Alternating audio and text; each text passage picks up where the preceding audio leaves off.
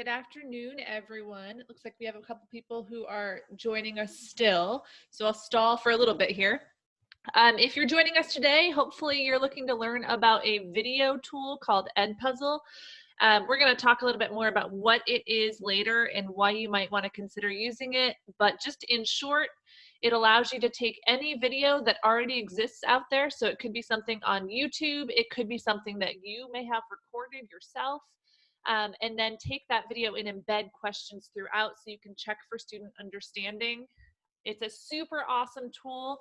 However, as with some of our other tools that I've talked about, so it was the same issue with Padlet. It is not currently approved based on our data sharing agreements for you to have students create accounts. So I'm going to show you a different way to get your students in so that they can still use the tool without sharing their information with Edpuzzle, the company itself. It is something that we as a department are looking at. So we're looking at vetting a lot of those different EdTech resources out there to make sure that our students, our information is safe.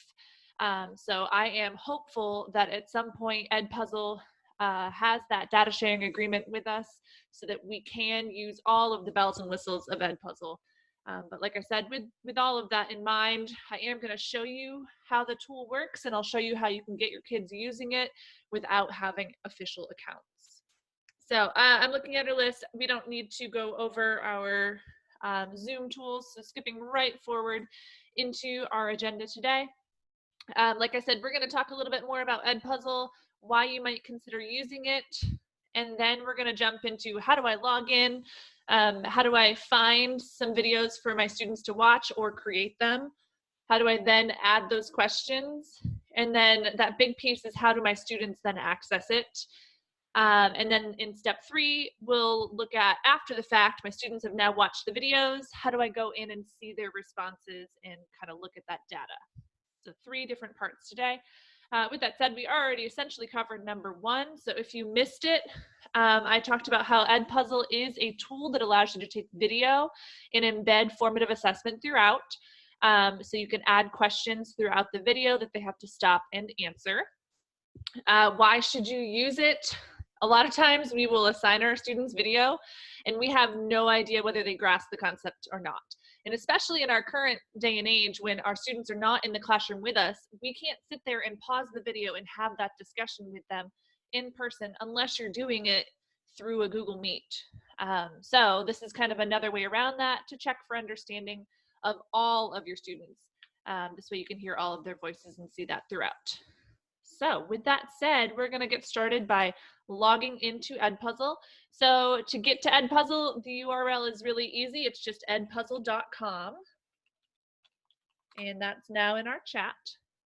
And it will bring you to the login page. And when you get here, you as an educator are going to go ahead and sign up. You actually might be able to go log in, even though you technically may not have ever created an account. A lot of times when we log in with Google, it doesn't matter. So I'm going to go ahead and log in. You want to select I'm a teacher.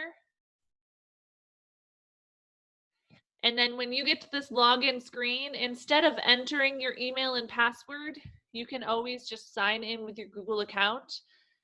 While currently it's not going to matter a whole lot whether you create your own account with your FWSD email or not, in the future, if we do end up with that data sharing agreement with Edpuzzle, it'll be helpful to sign in with Google because it does integrate in Google Classroom.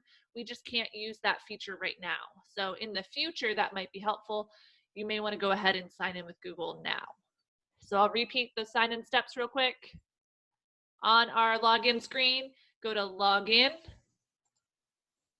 go to I'm a teacher, and then you want to scroll down and find sign in with Google. You'll select your name just like we usually do when we sign in with Google. And it will bring you to the page that talks about my content. You may not have anything here, and that's okay. All right, I'm going to close this little notification at the top.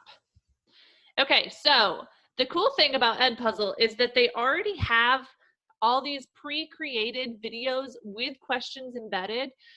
There's a whole teacher library out there. And so if you're looking at my content right now, like I am, when you scroll down a little bit, you'll see all these popular channels. All the videos that have already been created with questions added to them are in that Edpuzzle, that first one. And so when you click there, you can search within the videos that teachers have already made to borrow theirs, and then we can look at how to then edit them as you need. But that's a great starting point. So again, if you're on content and then you probably landed at my content, when you scroll down on this little left-hand side, you'll see the first channel is Edpuzzle, and that's where you'll find videos that have already been created with questions embedded by other teachers out there. Before we dig into that, some other things along this left-hand side. So you have home, all right, and that just kind of gives you a general, in this case, I'm signed into a school, so I'm signed into West Park Elementary. So it might give you videos based on your school. It might just give you general videos out there that might be of interest to you. There's a whole curriculum button. And so in the curriculum button, if you're on a pro account, I don't think this works on a free account, you can see videos that have been created and vetted for particular content areas and age level or age groups. So that's under curriculum, but again, I think that's because I'm under a school account right now. I don't think you'll have access to that in a free account. And honestly, right now, everybody might be under a pro account. I'm not really sure. So you might have access to curriculum no matter what. But that doesn't really matter a whole lot because we can go and we can create all of this anyways. If you are logged into a school, you'll see your school channel next. And so there are 14 other teachers at West Park who are using this right now, and you'll see all of the videos that they have used with their students. So that's also a helpful thing. If you are working along or amongst a team of teachers, you can come in here and see what your teammate has assigned so that then you could use that same video with the same questions with your class. But again, you need to be logged in to your school, and we can look at that in just a little bit. And then underneath that is my content. That's where your videos will go as you create or copy videos into your own library to use with your students. So in my videos, you'll notice there's a lot of math and then some digital citizenship. That sounds about right. So these are all the ones that I have copied from out there, added questions to or changed the questions, and then assigned to students. They show up in my content. So that's what that top part is.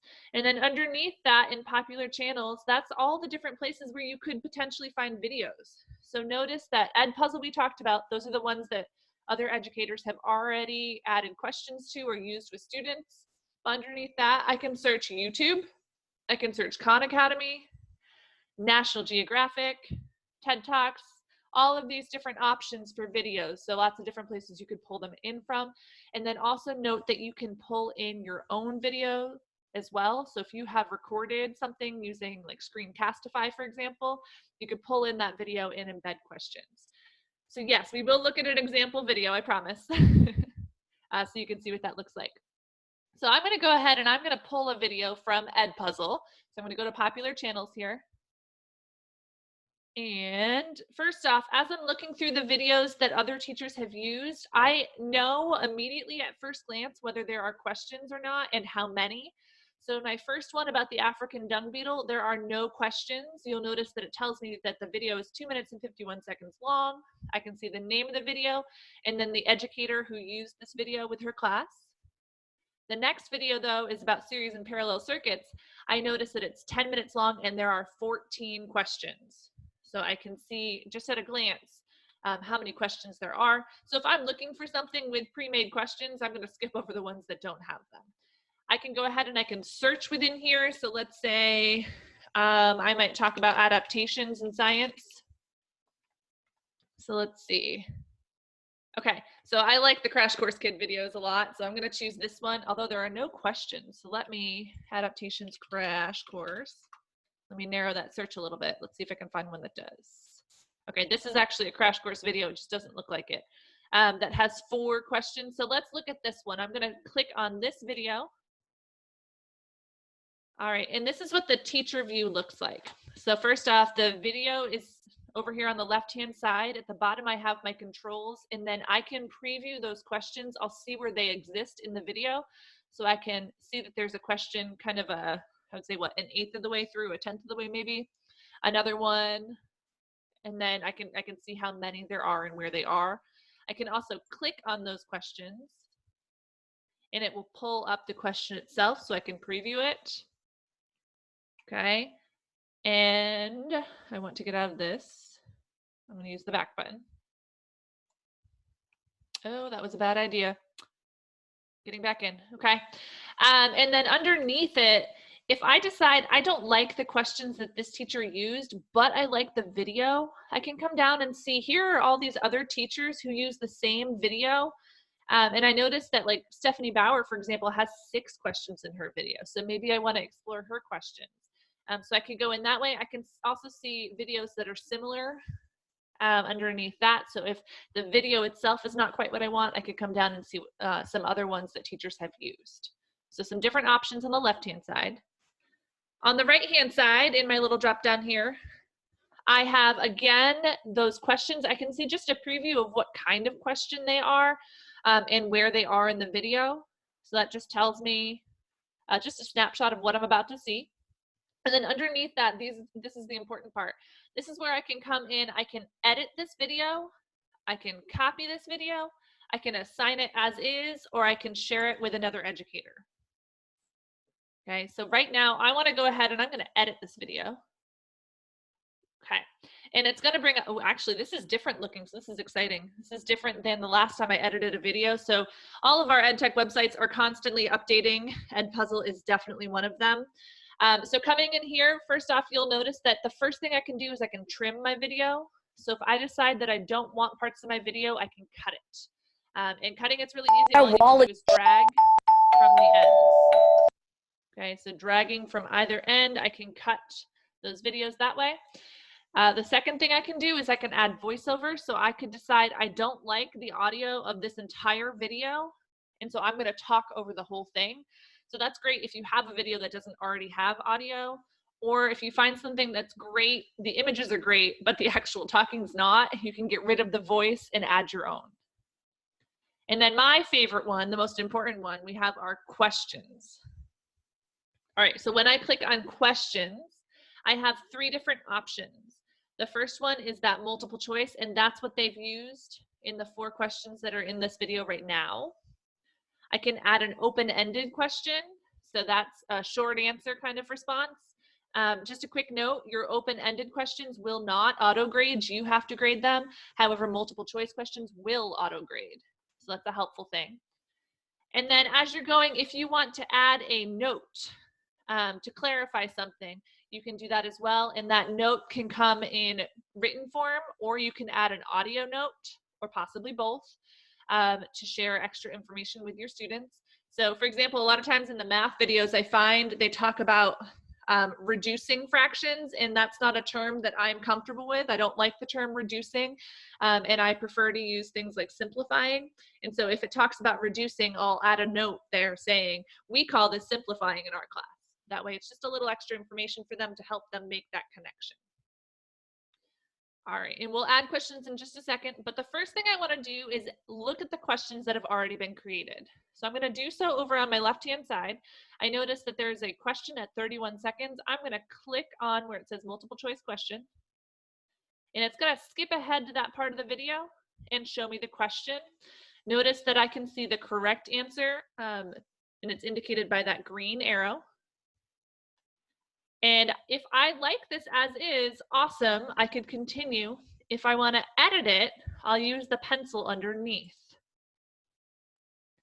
And this is what our question creation and editing window looks like. So the top part is the question itself.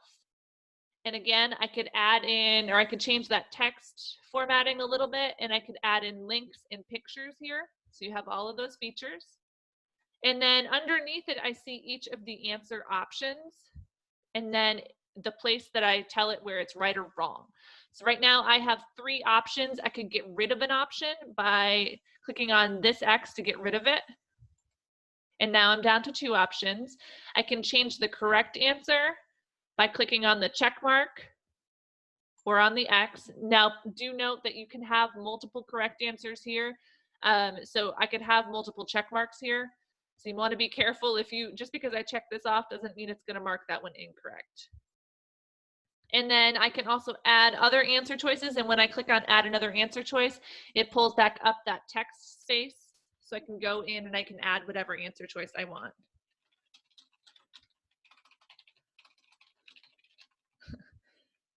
And I can continue doing that. And then when I am comfortable with that question, I'll hit save. Okay. And now it brings back up, this is what my question will look like. Looks awesome. Let's go to my next question. And I can go through and edit the questions that way. Okay. So I'm looking at my different questions. And then let's say at some point I want to add my own question. So I'm going to get to the point in the video where I want colored moths are a lot. So maybe it's right here when she's talking about this moth. Okay, so I want to have my video advanced as far as I'd like to go before I add the question. And then when I'm ready to add the question, I'll decide, is it going to be multiple choice or open-ended?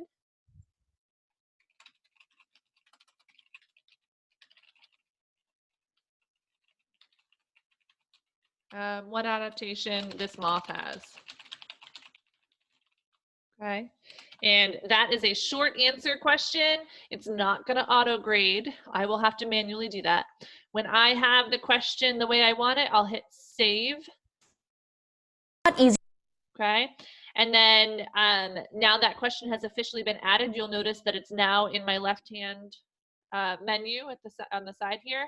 So I'll notice that that's now in there. And then again, I can go in and I can edit it. I can throw it away, whatever I need to do. So I would keep doing this until I have all the questions I'd like to use. And let's go ahead and add a voiceover or a note. With dark dirt anymore. As you can. Okay, so I'm going to add a note now. Again, in my note, it could either be text or it could be audio or it could be both. So I'm going to go ahead and just say, I don't actually know what these words mean. So this is my note to you, but I would want it to be specific to the video and helpful. And I could also record it by clicking on that little microphone button underneath. And now I'm recording. So this is my note to you. I'll click it again. And now I have that voice note there and I can save it. Okay. And now this note is also along my left-hand side. I can see where that is in my video and we're good to go. All right. So let's say at this point, I am good to go. I'm ready to push this out to my students. I'm going to go up to the top. I'm going to finish my video. Okay. So I've edited it. It looks great. I want to assign it. So now I'm going to go over underneath. We had all the questions here and now we have these 4 options. I'm going to click on assign and it's going to bring up this menu. So this is where things get tricky. Okay. If in the future we get the data privacy agreement, the data sharing agreement with Edpuzzle to work, it's awesome because I'll show you in a minute, we could import our classes from Google Classroom. Right now, we need to use what's called an open class. And to do that, I'm going to click add new class down here. Or if you already have one created, you would just select it. So this is actually an open class. You'll see the beginning of the word open. But if I want to create a new one, I'll click add new class. I can name my class. Okay. I could add a description if I want. And then underneath it, this is the important part. We're not in classic mode. We're going to be in open mode right now because it doesn't require your students to log in. When I click on open, right now, I don't want it to generate my students' nicknames. I want my students to actually use some sort of identifying information that will help me know who they are without the entire internet knowing who they are. So I'm going to leave it open. I'm not going to select this checkbox, and I'm going to go ahead and create that class. Selecting this checkbox might be helpful if you're not going to use that data for anything. If you just want your students to be able to see the videos, but they're not graded and you don't need to know how they've done, great. You might check that box so that you don't have to worry about them creating their own. In this case, I'm going to hit create class. And notice that it adds it to my list of classes here. It automatically checked it off. I could check multiple classes. So if I want to assign it to multiple, I can do that all at once. I can also come in over on the right-hand side and I can set a start date and a due date. So this is just like scheduling something in Google Classroom and adding a due date. So the start date is when my students will see it and have access to it. And the due date is when it will officially be due for them. So I'm going to make this due on Friday.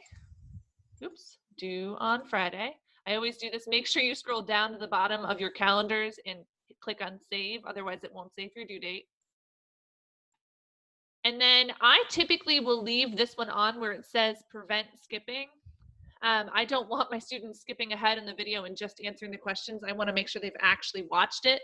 For the purposes of our webinar today, I'm going to turn it off so that I can show you what it looks like to take this video without having to watch the whole thing with you guys here.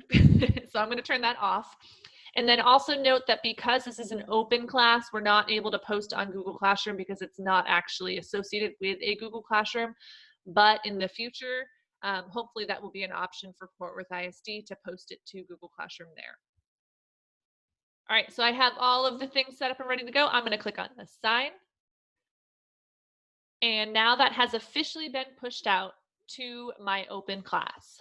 So it will bring me to this menu or this page, and this is where I'll come back to see student responses. But right now, since I don't have student responses to look at yet, let's back out, show you how to get your students in, and then we'll come back here. So I'm going to click back on the Edpuzzle icon in the top left-hand corner, and that will link me back to that home page.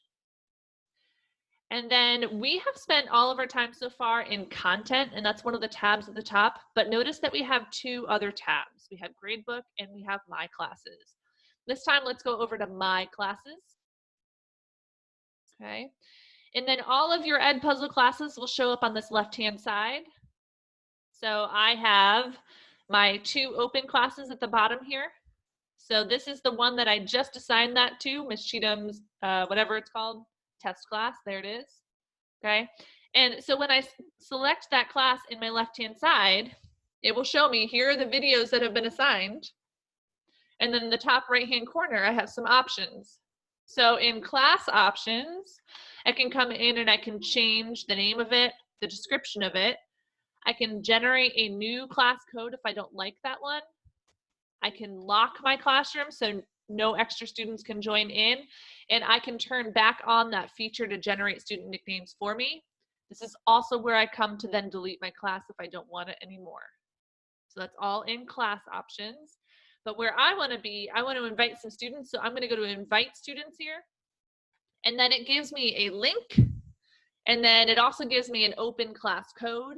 What I would suggest you do is share this link with your students on Google Classroom. So I copied the link. I'm going to come to my Google Classroom.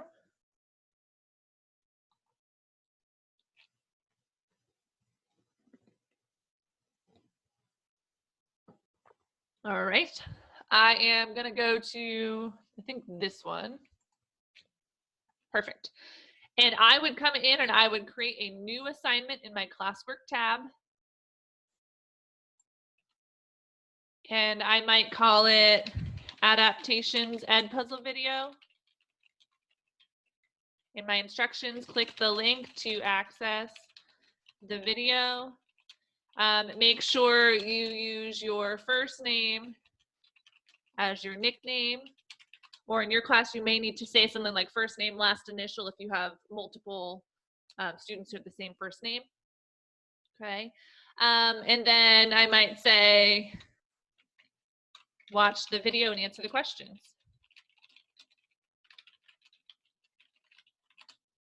All right. And now all I need to do is add that link, and I'll paste it in. All right, and so that's good. I just need to add some things over here. This is science. We're good. And now I'll assign it and I'll show you what it looks like on the student end. All right, that has now been pushed out to my students. Let me go ahead and pull up my student account.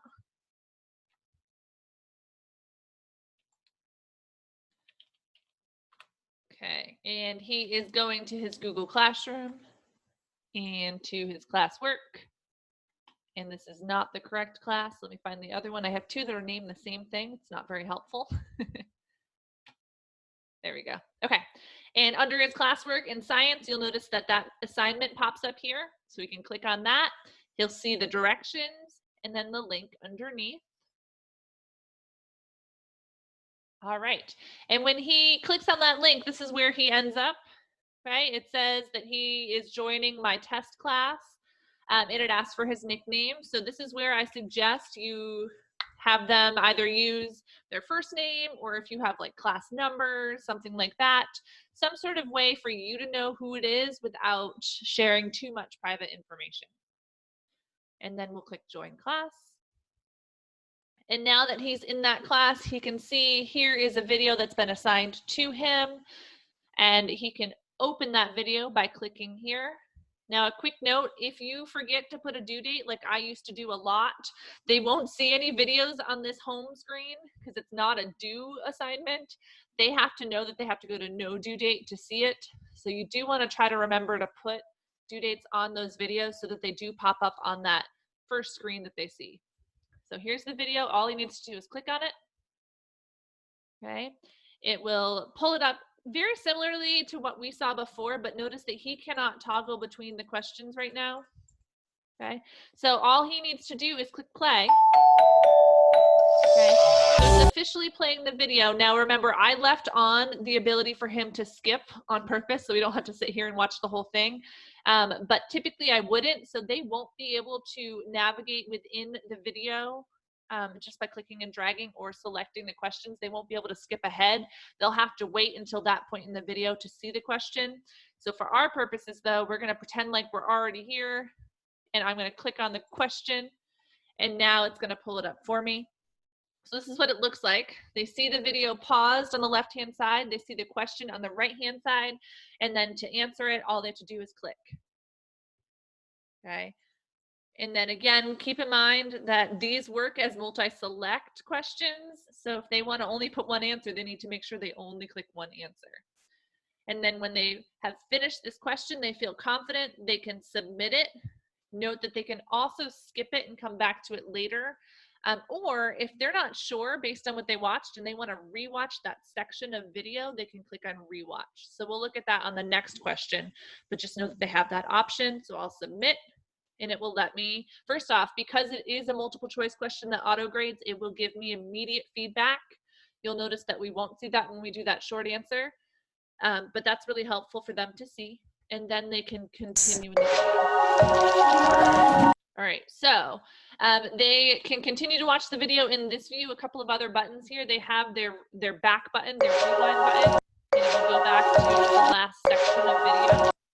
So it'll go back to that last question. They have their volume button, and then they do have a full screen button as well. So I'm going to watch the next part in full screen. Okay, and again, we're going to skip. Helps an organism live in its environment. Okay, so but sometimes when an environment changes, we're going to get to that question. It'll pause the video, and in full screen, this is what it will look like. Just note that sometimes in full screen, my students have had trouble seeing the whole question. And so if that happens, they will have to exit full screen to go back to that view we saw before. So in this case, let's go ahead and let's answer wrong. Okay, at this point, I can go back and I can rewatch. Like penguins in Antarctica and polar bears at the North Pole. If we put these animals into a pineapple, and then I can go back forward. And then when I submit it, it will tell me, ooh, that's not right. Here's the correct answer. You got 0 out of 100. So immediate feedback for me right there. And now I can changes. It upsets the delicate balance of the food chains. I'm going to quickly answer the next multiple choice. I don't even know. I'm not even going to read it. Cool. Earth's atmosphere. Okay. Then there is. And then I think this is our open-ended question. So when it's time for an open-ended question, they'll again see that pause video. They get a box to type in.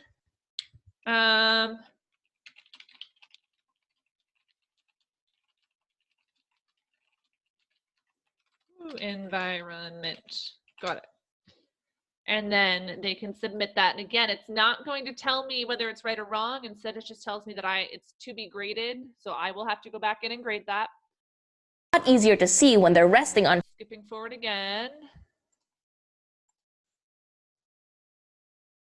I'm guessing Really now had the adaptation that. And then this is the one where we added in.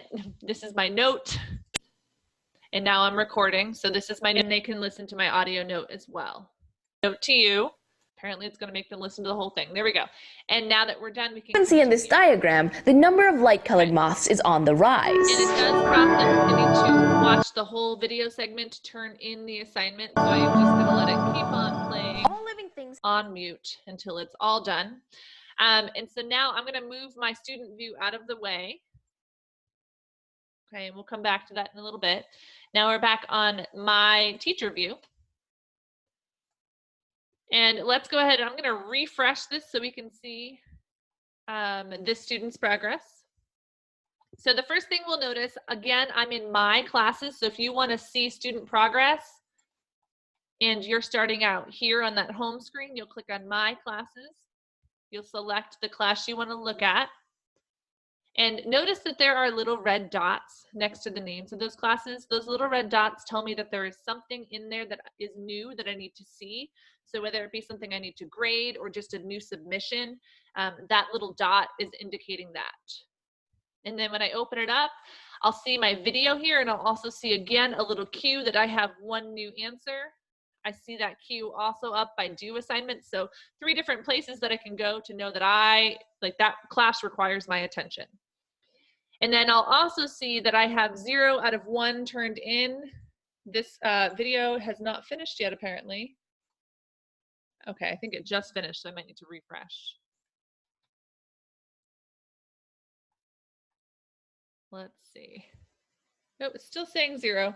All right, I'm not sure why it's not letting it turn in. Letting the video play out to the end again. Hopefully it'll work. All right, it says it's done, so I don't know. It may not switch to turned in right now. Maybe it has a little bit of a delay, but that's okay. So I'm going to go in and I'm going to click on this video. And this is what we saw earlier, but we hadn't assigned it to any students, so there was nothing to see. So the first thing I notice when I click on the video is that I have an answer to grade that pops up in that blue. So that's a quick way to go in and grade those short answer real quick. And I'll show you that in just a second. But underneath that, I also want to show you, I can see that list of students who have completed it. And again, whatever nickname they put in, that's what they're going to pop up as. So keep that in mind. I can get just a feel for how much of that video they've watched. So clearly it's not updating right away. For whatever reason, it's taking a while, but I see that he allegedly has only watched 30% of the video. I also see that he doesn't have a grade yet. I can see when, and I can see whether or not he's turned it in. So again, for some reason, it is being really slow and not auto-updating, but we should see that he's watched 100%. We should see his current grade based on the questions that were multiple choice, and I should see that it's been turned in as well. So from here, I can also click those 3 dots, just so you know, and I can delete that attempt. If I want that student to go in and try it again, that's one way to do that. I can delete that attempt right here. The other way to look at this, so I can look at it by student, I could also look at it by question. And it will pull up, here's all the questions, and then how many students out of the total students enrolled in this open class got it right or wrong. So a quick snapshot of that. And then now that last piece was that 1 answer left to grade. So to grade that short answer question, all you need to do is click where it says 1 answer to grade. It will pull up just that 1 short answer question. And I can go in and it will show me all of my student responses to that particular question underneath here. So if I have 7 responses to grade, it'll show me all 7 responses. And then it's real quick. So tell me one adaptation this moth has to help it survive. Is it right? If it's right, I can give it full credit by clicking on the check. Ooh, and I guess I can't go back and undo that easily. So let me show all. Let me find that one. This one, there it is. I can also give it 0 by clicking on the X, or I can give it partial credit if I wanted to by changing that to any value out of 100. So super easy there. I can also give some feedback, so I can leave a comment and explain why I either granted full credit or did not. So some feedback opportunities there. And then what happens to me is sometimes I forget what the video was talking about and therefore maybe what the correct answer was. So you do have the opportunity right in here to preview that video, go back and see what does this question refer to so you know what that correct answer is. So preview videos here as well. All right. So grading it is super simple right in there. And let me hide that for a second. Okay, and so again, I did that through my classes, so I'm going to back out of there. I went to my class and then I clicked on that video to score it. And now that I finished scoring it, it's giving him an 80 out of 100. I think I got that one wrong on purpose, so that would make sense. It should tell me still that he has watched 100%. It's not updated correctly, but later on it should do that, so I know that he's finished it. But the fact that it has a grade is a good sign. All right. And then over on the right-hand side, I can come in and I can change some of those things. So if I decide I want to change that due date, I can do that. If I want to go ahead and prevent skipping or turn that off, I can toggle between that. And then I have some options for sharing that assignment again. So I can give them a direct link to that assignment. We're going to talk about Go Live in just a second. I can reset all students' progress. And then one of the cool things here is that I can download grades. Just keep in mind that you're going to have to kind of figure out where those grades go. So you're going to need to find this particular student and enter that grade in Focus or in Google Classroom, because they're not necessarily going to be organized in order based on their last name, because I haven't asked them for their last name. So just kind of keep that in mind. There are certainly some limitations to the fact that we cannot use this with Google Classroom. All right, let's talk Go Live now. So if you want to use Edpuzzle in, for example, your Google Meet with your class, okay, so you have the class in front of you. Now that we have that super cool update where we can share that audio, which if you missed my email earlier or you're not on my email list, there is a new update in Google Meet where you can share, instead of sharing your window or your entire screen, you can now share just a Chrome tab. And when you choose that, you'll want to choose your Edpuzzle tab, because then the video and the sound will be pushed to your students' devices as well, so that you can share that sound with them. So if you decide to use this in a Google Meet, you can do what's called Go Live. And you'll just want to make sure that you have this particular Chrome tab shared on your Meet. And what it'll do is you'll get this link. You can put this in the chat for your Meet if you'd like. They can join your class, and it's almost like doing something like Quizlet Live or quizzes or any one of those where you're seeing their live answers as you go, but you're controlling the pace of the video. So you're watching together, you're answering questions together, and then you can pause and have those discussions as you go. So kind of a cool way to use it. So let me go ahead and start this. Here, I'll put this link in the chat. If you feel like joining, you're welcome to. You certainly don't have to. And I'm going to go ahead and click start. All right. And then with my class, we would start the video together. Okay. We would watch, we'd get to the question, and it's going to prompt my students to answer that question. And I can go ahead and answer it as well in front of the class, and we can have that discussion while we're answering it. So it's just a way of kind of teaching as you're watching this video, as you might do in the classroom where you would play and pause and discuss. So that's with live mode. And I'm not actually going to go through all of live, so you don't actually have to join that link unless you want to. Somebody did, though. Hey, I don't know who did, but that's exciting. I know I have somebody joined because I have 0 out of 2 answered. So welcome to my open class. All right, so I'll just answer once so we can just kind of move it along. All right, you may recall that I can play the next section of the video. When I click on that question will pop up on my student screens. Ooh, 3 of you now. This is exciting. And we could continue on in that video. All right, with that said, though, I am going to stop it there. I don't think we need to go all the way through. But notice that at the bottom, I can see 2 out of 3 of us answered. So that's kind of cool. All right. Awesome. I'm going to go ahead and exit live and exit live. But that would be a great thing to do if you wanted to do it in Google Meet. Just note that because I did that live with my class, it automatically made you join. So now I have 4 people in my class instead of just the 1. So woohoo! But the cool thing about that is that I can go back and I can see that data from that live later on. So I can go in and see exactly how Joanna did on those questions. Yeah, super fun. All right. Now, while we aren't allowed to use the Google Classroom features in here, I do want to show them to you just because I am cautiously optimistic that perhaps you'll have that availability next year. And so I want you to see what it looks like. So I can go in and I can add new classes. I'm going to go back to that My Classes tab. Okay. And this time I'm going to add a new class. And notice that when I create a new class from the My Classes tab there, I get the option to either just create a new class or I have the option for Google Classroom here. So again, this is not something we in the EdTech department are suggesting you do because it is not something we have a data privacy agreement with, but I do want you to be aware of it for the future. So you can click on Google Classroom and it will pull up, here are all of your Google classes. Again, I'm seeing these classes because I logged into Edpuzzle using my Google account. So it will sync with my Google Classroom. So I can go ahead and choose a class, and then I can import that class. And then the cool thing about it is that it will import the students from my class. Keep in mind that I might need to come in here if I have new students who've joined my Google Classroom after I have created my Edpuzzle class. They automatically will not be, like they don't automatically have Google Classroom. Nope, let me start that again. They don't automatically have an Edpuzzle account. You need to go in and import them.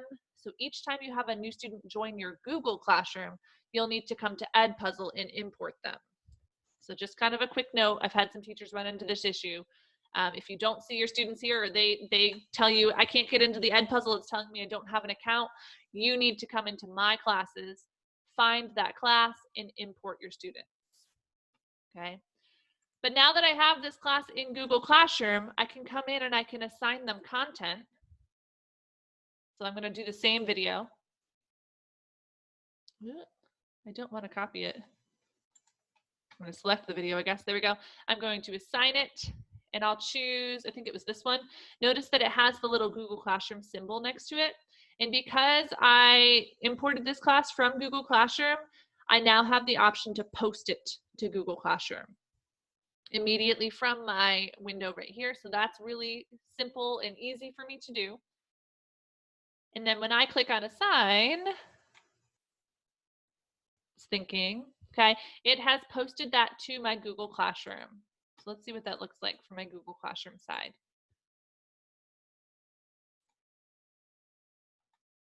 All right, I don't even know where that posted. What did I call that? Adaptations crash course? Nope, there it is. It just took a minute to pop up. Okay, so notice that that's now an assignment at the top of my page. I can come in now and I can edit this. I can change the name. I could put it in a new topic, all of that. But my students, to access this, all they need to do is click the link, and they don't have to enter a nickname or anything because it is linked with their Google account because I imported them from Google Classroom. So that makes it really easy to track their progress because they've been imported automatically. All right, and then I'll see all of my students underneath, and again, I can see their progress. I can grade things. I could reset their progress, meaning that they'll have to start the video again, so I'll have all of those options as well. The difference is that they don't have to create their name, they already have it there.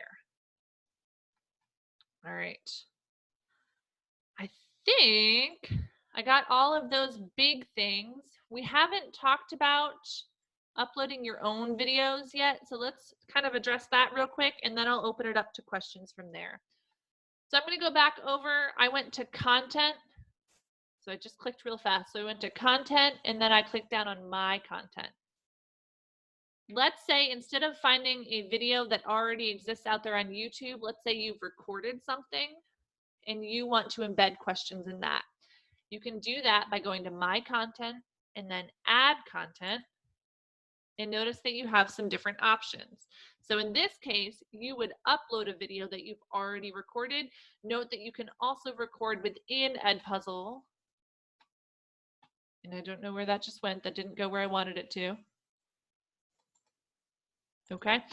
You can allegedly create a video within Edpuzzle, but I don't know what it's doing here. It's bringing me here. I'm not sure why. So let's go back to upload a video. And it's just asking you to go ahead and drop that file here.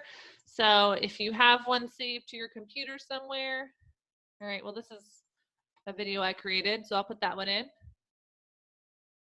Maybe. It's real slow. It's thinking hard. I don't know if it's going to go, so I might need to do that again. All right, let me pull it in. I'm going to drag it in. There we go.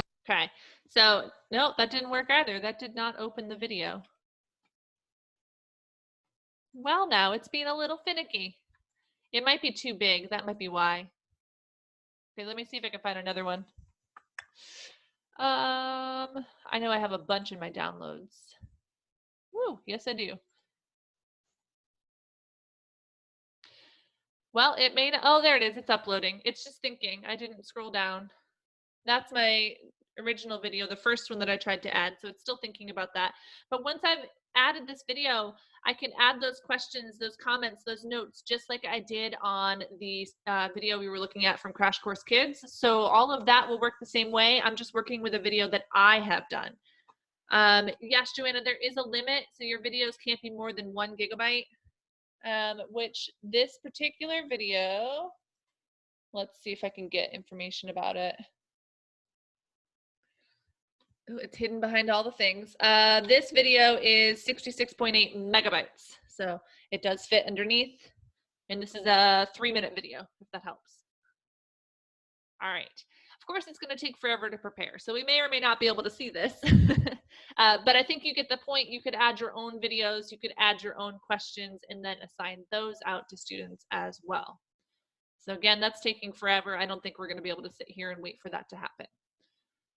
I do realize I did skip over your gradebook tab. So that is a tab at the top. In your gradebook tab, you can go and you can look back at the classes that are not open classes. So there is a limitation there. Once, fingers crossed, we get the option to use Edpuzzle with student accounts, you'll be able to use this feature. But once you are able to use it, notice that I can see here all the students, and then I'll see all of their videos listed out here, so I can see exactly how they've done. Their grades will be here underneath that video. So it's one quick snapshot of all of their performance on those videos. But again, that's something that we cannot use right now because you're in an open class. So fingers crossed that we get that taken care of before next year. But it does take some vetting. We want to make sure that our kids' information is safe first. So be patient with that. All right. So with all of that said, I'm going to go ahead and kind of cut off my talking and let's see what kind of questions you might have for me. So I'm going to turn it over to you now. Go ahead and put any questions you have in the chat. While you're doing that, I'm going to try to unbury my webinar attendance link. All right, webinar attendance link. Oh, and you know what? Before I even give it to you, I said I was going to fix it earlier and then I ran out of time. So I'm going to add today's webinar before you tell me it's not there. We're playing a fun game of let me get one step ahead of you before I give it to you.